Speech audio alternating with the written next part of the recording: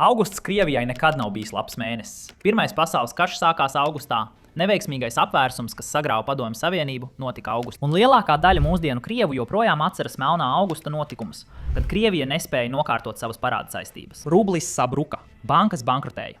Un parastie Krievi noskatījās, kā viņu visa mūža iekrājumi izzūd vienas nakts laikā. Atkal augusts. Un zini ko? Tas patiesībā notika Putina valdīšanas laikā.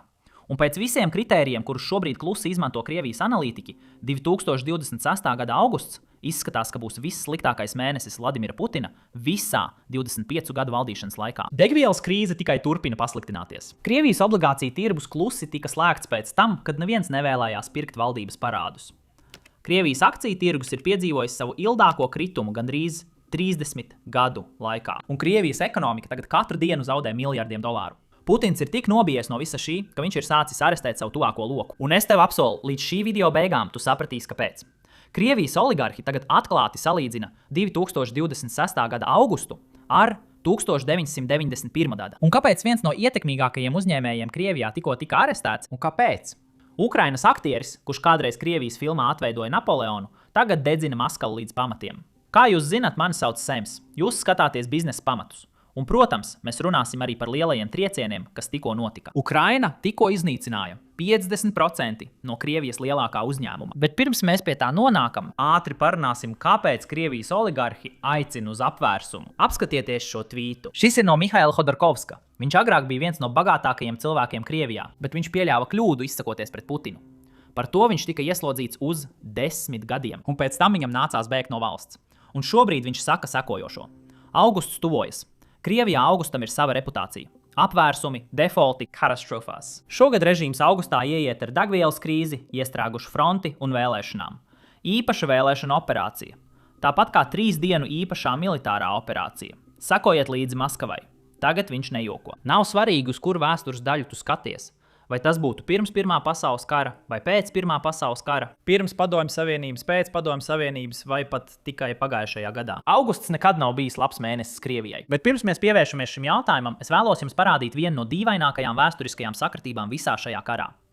Esmu pārliecināts, ka daži no jums zina, ka 1812. gadā Napoleons Bonaparts iebruka Krievijā un aizdedzināja Maskavu. Nu, uzminiet, kas notika.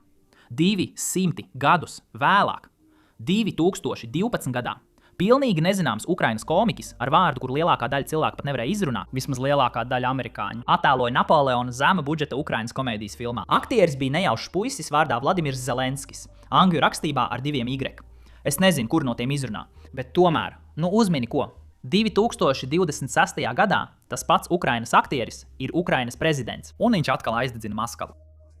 Un es domāju, ka šoreiz visi zina, kā izrunāt viņa vārdu. Tagad esmu pārliecināts, ka visi zina, ka pēdējo mēnešu laikā Ukrainas tāldarbības triecieni ir skāruši Maskavu visur. Visi objekti, Valdberijas noliktavas, loģistikas centri, jebkas, ko vien var iedomāties.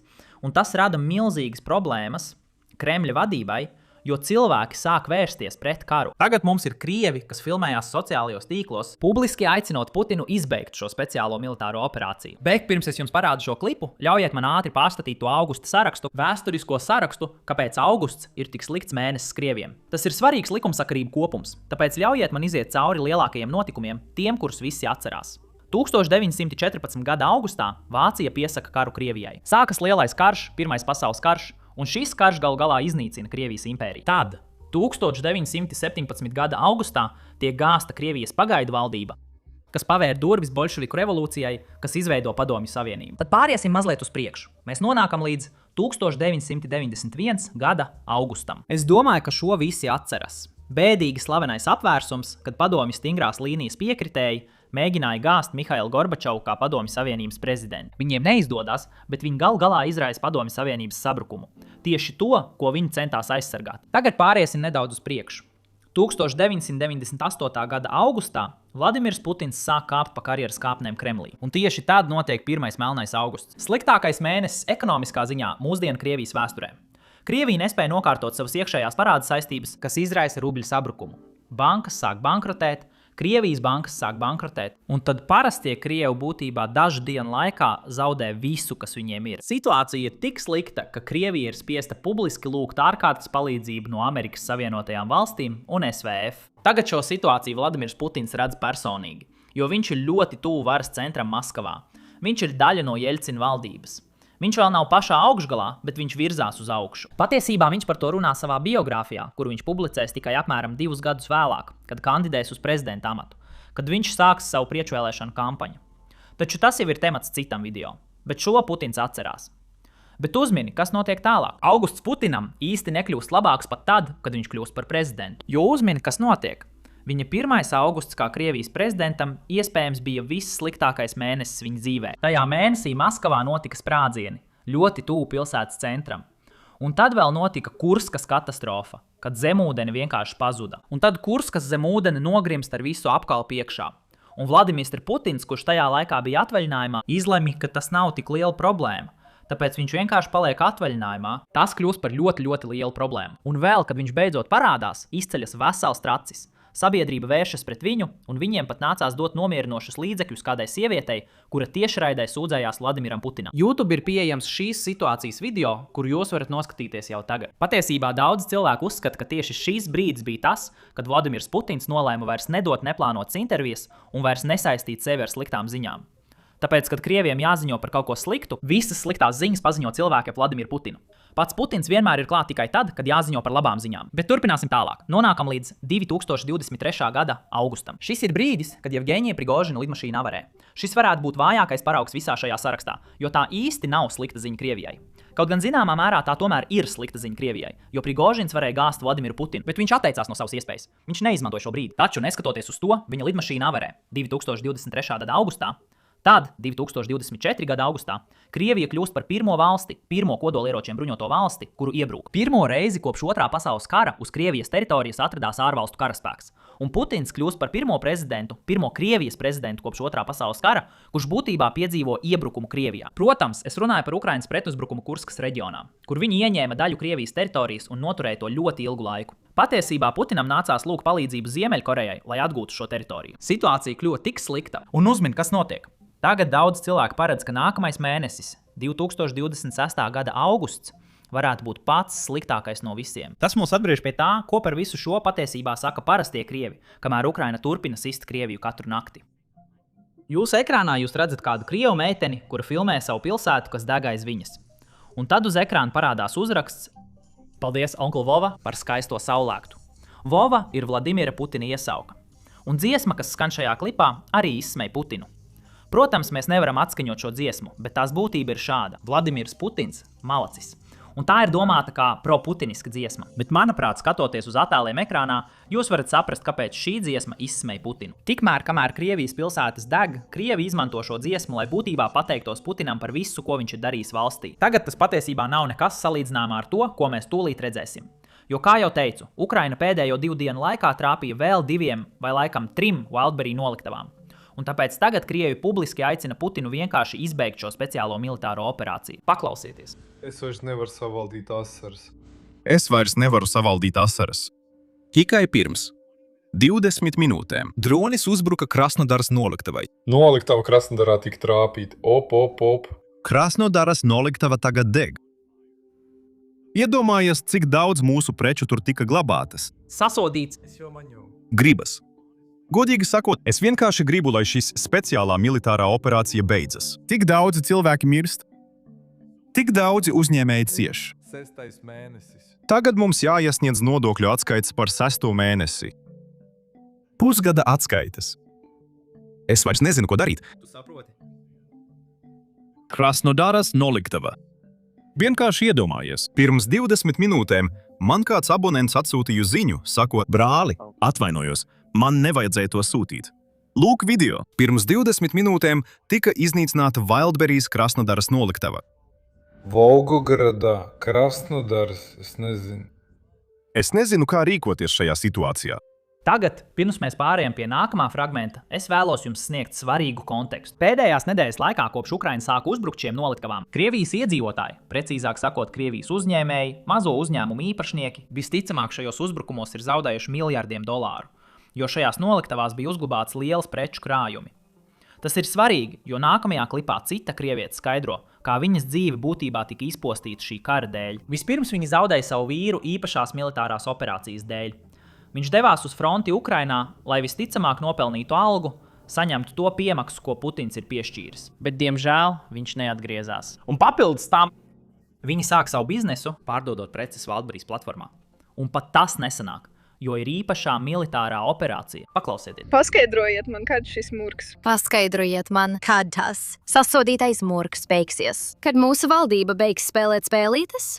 Pirmkārt, Mans vīrs tika nogalināts, tad es pilnībā nodevos darbam. Wildberries platformā es pagājušajā gadā zaudēju 2 miljonus rubļu, un man nācās ņemt apgrozāmo līdzekļu aizdevumu. Tad banka mani apčakarēja kredīt brīvdienu dēļ. banka mani apčakarēja kredītkartes dēļ. Tikai tāpēc, ka paņēma tikai 1 mēnesi kredīt brīvdienas. Viņi pieskaitīja vēl 700 000 rubļu vēl pa virsu tam. Vienkārši pilnīgi bezjēdzīgi. Es to vienkārši nolaidu vējā. Es to nolaidu vējā. Tāpēc, ka es nevarēju nomaksāt šo aizdevumu, man nācās ņemt vēl vienu aizdevumu tam pa virsu. Sasodīts parāda slasts. Es bankrotēju, uzvarētājs atkāpās. Tad kāds darbu uzņēmējs mani apkrāpa par 2 miljoniem. Un tagad viss mans atlikušais krājums Wildberries noliktavās deg. Es vienā gadā esmu zaudējusi milzīgas naudas summas. Turklāt esmu paņēmusi 4,5 miljonus aizdevumos, nemaz nereiķinot hipotekāro kredītu. Kas vēl? Ko? Varbūt ar to pietiek? Tagad ir svarīga saikne, kas mums šeit jāatcerās. Pat ja visos šajos fragmentos daudzi cilvēki runā par ekonomiskām problēmām, šīs problēmas var ļoti ātri kļūt politiskas. Un Krievi ir bijuši neapmierināti ar situāciju, kurā viņi atrodas kopš karš ir ienācis viņu pašu mājās, kā saka Ukraiņi. Krievija jau ļoti ilgu laiku uzbruk Ukrainai, bet Krieviem tas īsti nerūpēja, jo viņi paši no tā neciet. Bet tad, kad Ukraina pēdējo 10 mēnešu laikā ir sākusi atbildēt, Krievijas iedzīvotāji tagad ir daudz neapmierinātāki ar šo karu nekā pirms uzbrukuma sākuma. Visa šī dusmas pārvēršas par politisku spiedienu uz oligarhiem, lai viņi palīdzētu parastajiem Krieviem. Un uzmini, kas notiek. Wildberries izpilddirektori tikko paziņoja, pirms es sāku ierakstīt, ka viņa kompensēs visiem šiem pārdevējiem, kuri šajā karā zaudē gandrīz visus savus mūža ietaupījumus. Bet, diemžēl, šis paziņojums nav gluži tāds, kāds tas izklausās, jo viņi runā juridiskā žargonā, lai nevajadzētu maksāt visiem. Un par to mēs runāsim pavisam drīz, bet pirms tam parunāsim par visiem elites pārstāvjiem, kurus Putins arestē, jo izskatās, ka Putins baidās ne tikai no Ukraiņas triecieniem, viņš baidās arī no saviem draugiem. Laikam viņš patiešām kļūst par Staļinu 2.0. Paskatieties, Kremlis tagad ir kā zirnekļi burkā. Starp Kremļa eliti ir sācies karš visu pret visiem, ko pavada vēl nepieredzēti āresti cilvēkiem, kuri bija tuvu Putinam. Viņi agrāk ticēja, ka ir neaizskarami un ka šis status ir garantēts. Tagad visi saprot, ka ir tikai laika jautājums, kad viņi kļūs par mērķi. Tad notiekošie aresti liecina, ka sistēma ir sākusi plaisāt. Nozīmīgākie aresti un krimināli procesi. No Vladimira Putina tuvākā loka tika arestēti daži cilvēki. Viņi jau ļoti ilgu laiku ir viņa tuvi līdzgaitnieki. Turklāt Krievijas aizsardzības ministrijas vadībā ir notikusi tīrīšana. Kā daļa no plaša mēroga kampaņas, kas tiek īstenota ar iedanstu cīnīties pret korupciju un piesavināšanos, gandrīz viss bijušā aizsardzības ministra Šoigu tuvākais loks ir nonācis vai nu pirmstiesas apcietinājumā vai mājas arestā. Tad mums ir visu to cilvēku vārdi, kuri ir arestēti. Un papildus tam mums ir arī plaša tīrīšana gubernatoru un mēru vidū. Vispazīstamākie ir tie, kurus redzat savos ekrānos. Visas šīs krimināllietas un aresti norāda uz ietekmes pārdali Kremļa iekšienē. Pastiprinās cīņa par resursiem. Un fakts, ka elites neaizskaramības princips vairs neatiecas pat uz Putina ilgadējiem draugiem. Putins vajā un iznīcina savus vecos draugus, vienlaikus vēl vairāk baidoties par savu dzīvību. Un par to mēs runājām mūsu pēdējā video. Krievijas elites augšgalā valda bailes. Ir cilvēki, kuri baidās no Putina, bet arī Putins pats baidās no citiem cilvēkiem. Nesen kāds oligarhs izteicās publiski. Viņš sniedza interviju rietumu izdevumam The Economist, un par to mēs runājām mūsu biedru video. Bet šī intervija noteikti bija interesanta, jo šķita, ka tā bija kā viltus intervija. Tā bija pretrunīga intervija, kurā viņš kritizēja ekonomisko neveiksmi, ko Krievija pašlaik piedzīvo, bet viņš patiesībā nevainoja Putinu vai Ukrainu. Viņš vienkārši pilnībā izvairījās runāt par karu, sakot, ka rietumi nevar atļauties redzēt, kā Krievija sabrūk. Tas būtībā bija brīdinājums, un tieši tāpēc daudzi cilvēki ir dusmīgi par šo rakstu. Par to mēs runājām arī mūsu biedru video, bet tomēr mēs redzam, ka tas notiek arvien biežāk. Daudzi oligarhi saprot, ka viņi iespējams nav tik drošībā Krievijā, kā bija domājuši, bet, diemžēl, viņiem nav viegli izkļūt no valsts, arī sankciju dēļ, un tāpēc, ka liela daļa viņu bagātības ir saistīta ar aizsardzības nozari, kurā Krievija iegulda tik daudz naudas. Vēsturiski raugoties, tas nav nekas jauns. Esmu pārliecināts, ka jūs atceraties lielo tīrīšanu, kas notika Staļina laikā. Mao darīja ko līdzīgu. Viņš regulāri arestēja cilvēkus no sava tuvākā loka. Un parasti šāda veida operācijas sakrīt tieši ar brīdi, kad līderi sāk baidīties par savu varu un savu pozīciju. Es pieņemu, ka tieši tas arī notiek ar Putinu. Diemžēl Putinam sliktās ziņas nenāk tikai no iekšienes. Ne tikai iekšējais tirgus viņam sagādā galvas sāpes. Viņš saņem arī sliktas ziņas no frontes līnijām. Nesen mēs to apskatījām video, kurā uzzinājām par jaunu statistiku, kas bija vienkārši šokējoša, kur vidējais krievu karavīrs frontes līnijās izdzīvo tikai 20 līdz 30 minūtes. Tā ir vidējā dzīvildze. Tas bija grūti noticēt, bet uzmini ko? CIP to tikko publiski apstiprināja. Šeit mums ir CIP direktors Džons Ratklifs, kurš pasaulē pastāsta tieši to, ko CIP zina. Paklausieties! Vidējais dzīves ilgums Krievu iesaucamajam, kurš šobrīd ierodas kaujas laukā Ukrainā, tiek lēsts, ka ir no 20 līdz 30 minūtēm. 20 līdz 30 minūtes. Un tas ir tāpēc, Jūs zināt, ar mākslīgo intelektu darbināmi droni ir kļuvuši par tik specializētām un lētām nogalināšanas mašīnām. Vēl viena svarīga lieta, ko šeit jāņem vērā, ir tā, ka šī informācija nenāk no Ukrainas izlūkdienestiem. Jo, kā jūs varat iedomāties, Ukrainai ir stimuls izplatīt negatīvu informāciju par Krieviju, kas ir saprotami, viņu valstī ir iebrukts. Viņi vēlas uzvarēt visos frontos, cik vien iespējams, tostarp arī informatīvajā frontē. Šī informācija nāk no Amerikas izlūkdienestiem, kas nozīmē, ka šim skaitlim var piešķirt lielāku ticamību. Tam nav jābūt pilnīgi precīzam, bet jau tas vien, ka dzīves ilgums tiek mērīts minūtēs, pasaka visu par to, kā Krievija patiesībā uzvar šo karu. Kā krievu kara blogeri vienmēr mēdz apgalvot. Tagad papildus tam es vēlos norādīt vēl vienu iemeslu, kāpēc tas ir iespējams. Un tas ir saistīts ar Ukrainas dronu inovācijām. Šo tēmu mēs nesen apspriedām arī biedru video, bet Ukraina pašlaik apstiprina 2 jaunus dronu modeļus katru dienu. Un šis ir rādītājs no 2026. gada. Tas ir vienkārši neprātīgi. Tātad viņiem visticamāk šogad ir apstiprināti vairāk nekā 200 modeļu. Un, protams, daļa no tā pēc visām pārbaudēm nonāk arī līdz frontes līnijām. Un tas palīdz Ukrainai sasniegt visu, ko viņi vēlas sasniegt. Patiesībā pavisam nesen Ukraina nāca klajā ar jaunu risinājumu, par kuru mēs runāsim nākamajā video, kur tas nekrīt kā munīcija vai sprākstviela. Tas nomet robotus tur, kur Ukraina vēlas tos nomest. Un tad roboti veic jebkādu operāciju, kurai tie ir ieprogrammēti, vai arī, ja tos vada attālināti. Man par to vēl ir jāizpēta vairāk, bet noteikti par to runāsim nākamajā video. Tāpēc noteikti nospied abonēšanas pogu zemāk. Taču tas, ko dara Ukraina, ir lielisks piemērs tam, kā izskatās asimetriskā karadarbība, kad mazāka valsts nolem pārspēt lielāko ar izgudrojumiem un inovācijām. Un tieši tā Ukraina patiesībā iegūst pārsvaru frontes līnijās. Un runājot par frontes līnijām, man patiesībā ir svarīgs vēstījums visiem, kas klausās. Paklausieties! Viena lieta, kas man nekad nav patikusi par YouTube, ir tas, kad satura veidotāji saka: lūdzu, atbalstiet kanālu, bet viņi patiesībā neko nedod pretī. Es pats to esmu darījis, tāpēc zinu, ka tas nav pareizi. Un man vienmēr šķita, ka tas ir aplami. Tieši tāpēc mēs izveidojām Basics Insider. Ja kļūstat par biedru, jūs ne tikai atbalstāt mūsu kanālu, bet arī saņemat kaut ko vērtīgu pretī. Katru dienu mēs augšu pielādējam ekskluzīvus video, kas šeit YouTube'ā neparādās. Jo, godīgi sakot, mēs tos vienkārši nevaram šeit publicēt. Mēs daudz dziļāk iedziļināmies stāstos, kurus apskatām. Mēs veltam vairāk laika detaļām, kas neiekļaujās šajos video. Un, protams, detaļām, kas algoritmam nepatīk. Un papildus tam mēs piesaistām pieredzējušus militāros veterānus, piemēram, Čaku Faru, lai analizētu frontes līnijas video materiālus un izskaidrotu, kas patiesībā notiek, un atšķirt faktus no propagandas. Viens no lielākajiem iegūmiem, ko sniedz Basics Insider, ir tas, ka mums patiesībā nav jāuztrauc par algoritmu, jo mēs netiekam finansēti no reklāmām.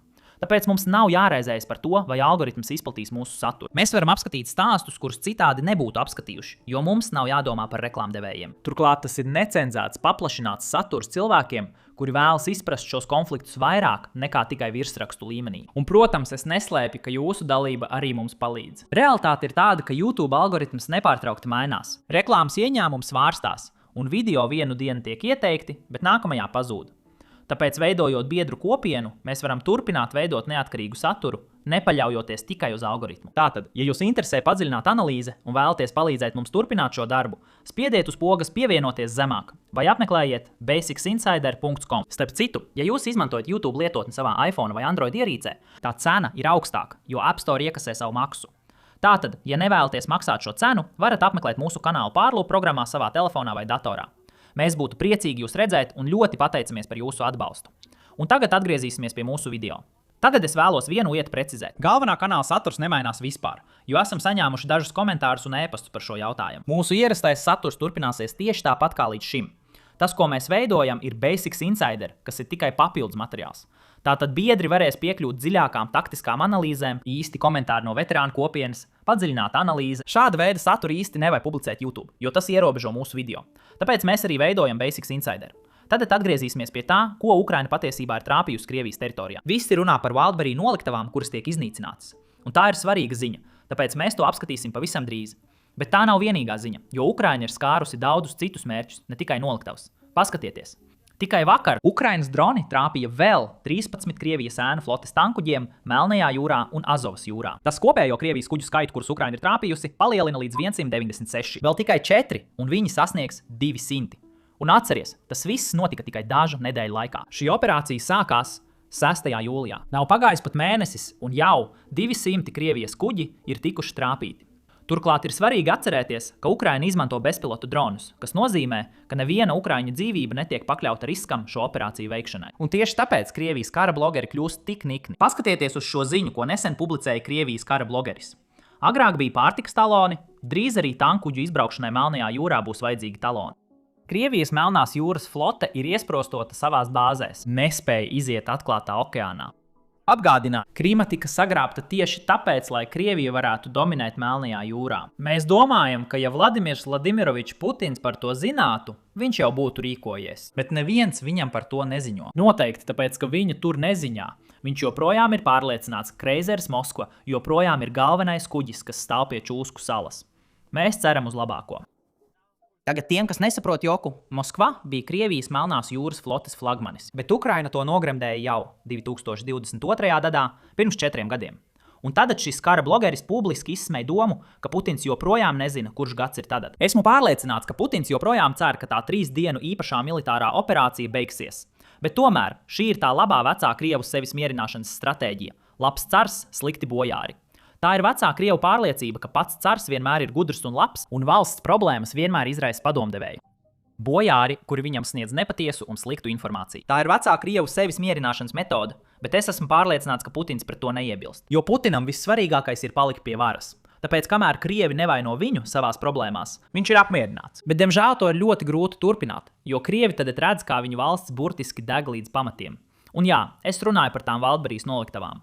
Tiem, kas palaid garām mūsu iepriekšējo video, šeit ir īsts kopsavilkums. Wildberries ir milzīgs Krievijas uzņēmums. Kaut kas līdzīgs Amazon šeit, Amerikas Savienotajās valstīs. Bet tirgus struktūras ziņā Wildberries patiesībā ir daudz dominējošāks Krievijā nekā Amazon šeit, Amerikas Savienotajās valstīs. Patiesībā viņa loģistikas tīkls ir tik milzīgs un efektīvs, ka Krievijas armija klusām izmanto Wildberries, lai piegādātu preces frontes līnijām. Viņi izmanto šo uzņēmumu, lai, kā jūs saprotat, risinātu savas loģistikas problēmas. Un tieši tāpēc Ukraiņi sāka uzbrukt tam aptuveni pirms 5 dienām. Un šie uzbrukumi ar katru nakti kļūst arvien intensīvāki. Tas sākās ar noliktavu Maskavas apgabalā, nevis pašā pilsētā, bet apgabalā. Proti, viss apgabals. Un uzmini, tā šī noliktava izskatās tikai dažas dienas pēc šī uzbrukuma. Paskaties!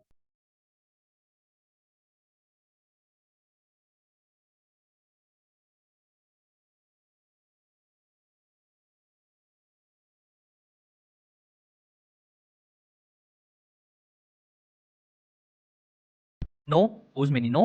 Kopš tā laika Ukraina ir iznīcinājusi vēl vairāk Wildberries noliktavu. Tikai pēdējo 2 dienu laikā viņi ir uzbrukuši vēl 3. Paskaties! Ļoti veiksmīga nakts Ukrainas bruņotajiem spēkiem, iznīcinot 2 milzīgas Wildberries piederošas noliktavas Krievijas dienvidos. Un te ir video fragmenti. Šī uguns izskatās neticami. Es domāju, ir grūti noticēt, ka tā uguns ir īsta. Tā ir milzīga. Es nedomāju, ka tur kaut kas izdzīvos.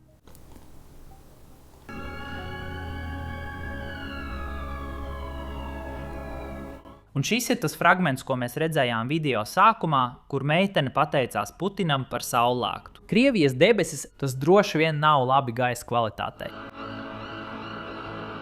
Tad par to mēs runāsim pavisam drīz, bet abi objekti, kurus Ukraina iznīcināja, tās bija 4. lielākā un 6. lielākā valstī šai kompānijai. Tātad tiek iznīcinātas milzīgi objekti, un manuprāt, pirmā jau ir tikusi trāpīta. Tātad no 10 lielākajām palikušas tikai dažas. Te ir vēl viens fragments, kur Krievs uzzina, kas tieši notiek tieši aiz viņa loga. Paklausieties.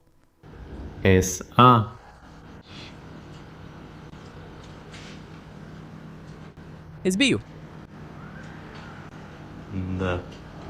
Tad nākamajā klipā jūs patiesībā varat redzēt helikopteru, kas mēģina nodzēst ugunsgrēku, bet tam nav nekādas ietekmes. Tas ir kā ots, kas mēģina nodzēst ugunsgrēku vai kaut kas tam līdzīgs. Jūs joprojām varat dzirdēt kaut kādas sprakšķoņus. Izskatās, ka kaut kādi paliekas sprākst. Helikopteri lidinās apkārt, dzēš ugunsgrēkus, bet šķiet, ka tas nav izdevies. Ir smags.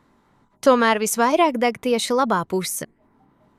Dūmi kļūst melnāki. Kreisajā pusē esošais pagaidām šķiet turas, bet ja viņi neapdzēsīs uguni labajā pusē, arī kreisā cietīs. Un tas, kas ir labajā pusē, jau gandrīz pilnībā ir izdedzis. Viņi dzēš uguni ar helikopteru.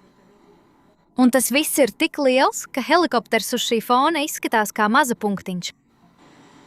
Labi, te ir helikopters.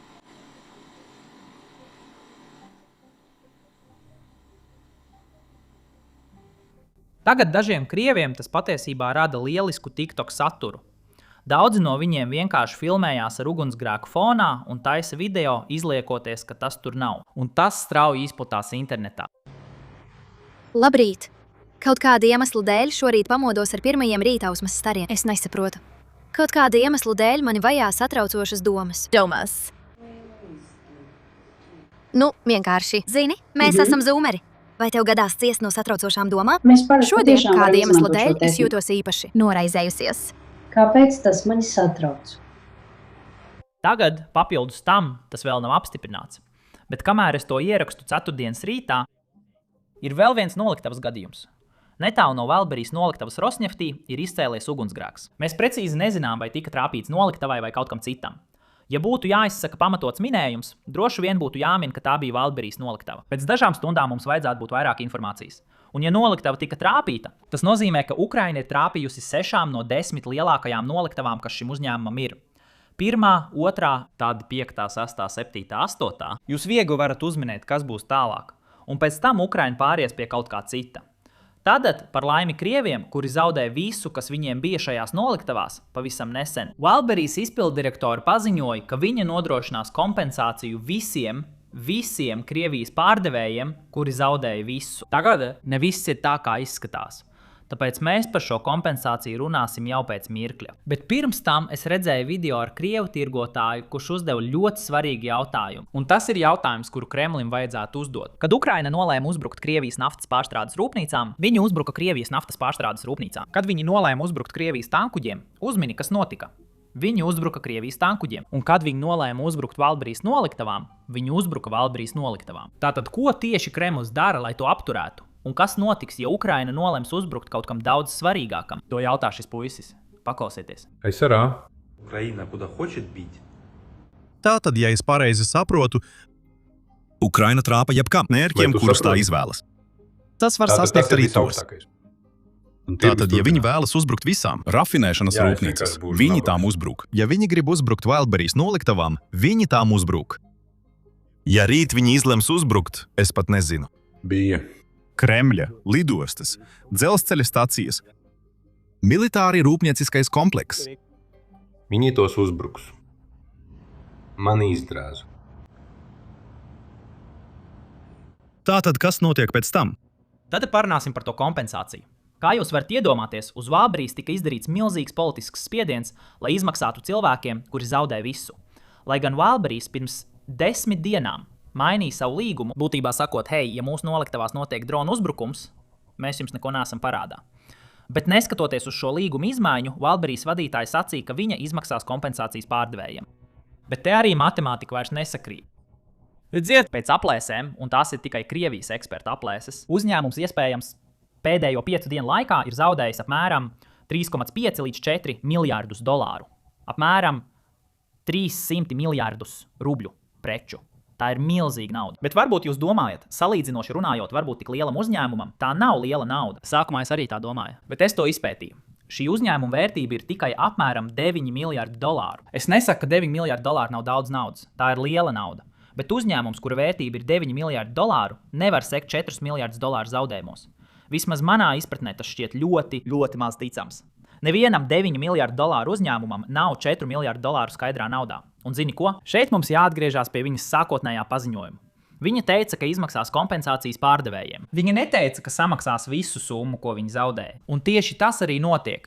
Šeit mums ir fragments no Wildberries pārdevēja, kurš saņēma savu kompensāciju, un tā nebija pat tuvu tam, ko viņš bija gaidījis. Paskatieties. Šodien ir 23. jūlijas, un Wildberries mums izmaksāja kompensāciju par precēm, kas sadega viņa noliktavā 18. jūlijā. Ļaujiet man parādīt jums šīs kompensācijas apmēru. Šeit ir mūsu atlikušā krājuma vērtība vienā no uzbruktajām Wildberries noliktavām. Un tagad es jums parādīšu, cik daudz Pasaules banka šodien nolēma mums kompensēt. Brīvprātīgs maksājums par precēm, kas bojātas force majeure rezultātā. Lūdzu, ņemiet vērā. Summa ir 10 687 rubļi 94 centi. Šī ir kompensācija, ko mēs saņēmām šodien. Vai jūs to saņēmāt? Rakstiet komentāros, vai jūs šodien saņēmāt kaut kādu summu vai nē. Nauda, ko viņš saņēma, bija mazāk nekā 1% no tā, ko viņš patiesībā zaudēja. Patiesībā tā bija mazāk nekā 0,5% no tā, ko viņš patiesībā zaudēja, kas patiešām ir aizvainojoši. Tajā brīdī būtu bijis labāk vispār nesaņemt naudu. Protams, šis trieciens noteikti ir pozitīvs, bet es negribu radīt iespaidu, ka tikai Ukraina sit Krieviju. Krievija ir atbildējusi ar prettriecieniem, un, diemžēl, kā Krievija vienmēr dara, viņa atbild ar triecieniem pa civilajiem mērķiem. Bet pirms mēs ķeramies pie šiem stāstiem, ļaujiet man jums parādīt, kā tieši Krievijas mēdī, Krievijas propagandas mašīna atspoguļo šos triecienus Wildberries noliktavām Krievijā. Paskatieties. Viesraksts. Tiešsaistes tirgu loģistikas infrastruktūra tiek pakļauta uzbrukumam. Krievijas ekonomikai draud saskarties ar jaunu proinflācijas faktoru. Uzbrukumi loģistikas infrastruktūrai un to sekas var kļūt par jaunu proinflācijas faktoru Krievijas ekonomikā, kas prasīs īpašu uzmanību no centrālās bankas puses. Tāpat kā degvielas tirgus nelīdzsvarotība pēc Ukrainas uzbrukumiem naftas pārstrādes rūpnīcām, Komersant takst ir aprēķinījis, ka Enibul nedēļas laikā dronu uzbrukumi ir skāruši 5 Wildberries noliktavas ar kopējo platību 802 000 kvadrātmetru. Džeb 14,3% no uzņēmuma kopējās loģistikas jaudas. 8% no jaudas uz laiku pārtrauks darbību. Tuvākajā nākotnē loģistika visticamāk tiks pārskatīta, daļa preču tiks nosūtītas uz Urāliem un Sibīriju glabāšanai un palielināsies to pārdevēju īpatsvars, kuriem ir savas noliktavas. Šodien laikraksta Moskovski Komsomolets pirmajā lapā. Krievijas iedzīvotāji atkal sagaida cenu strauju kāpumu. Tagad, kā jau teicu, Krievija ir sākusi pretuzbrukumus un īpaši vēršās arī pret Ukrainas civiliedzīvotājiem. Nesen, 21. jūlijā, Krievija uzbruka Černihivas apgabalā, kur trāpīja administratīvajai ēkai. Viens cilvēks tika ievainots.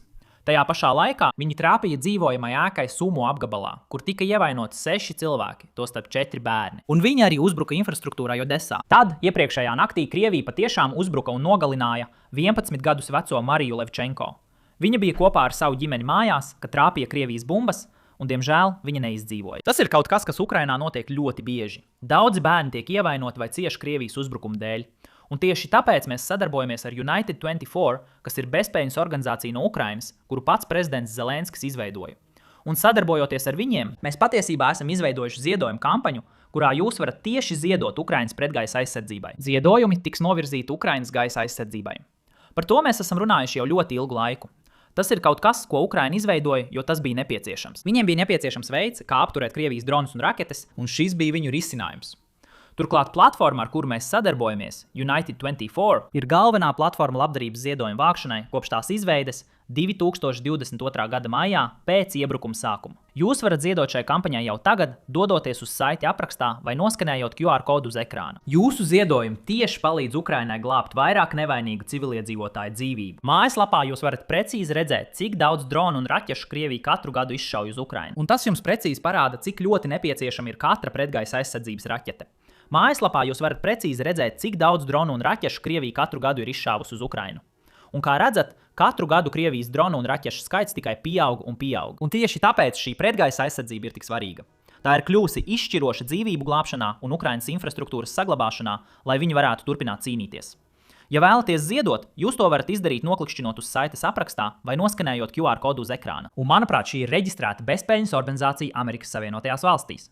Tātad, ja jūs ziedojat no ASV, jūs varēsiet atskaitīt savus ziedojumus no nodokļiem. Esmu pārliecināts, ka līdzīgi likumi ir arī citās valstīs. Es gan neesmu pilnīgi drošs, bet jebkurā gadījumā jūsu nauda tiek novirzīta labam mērķim. Tas arī viss, ko vēlējos jums pateikt. Mani sauc Sems, un tiekamies nākamajā video.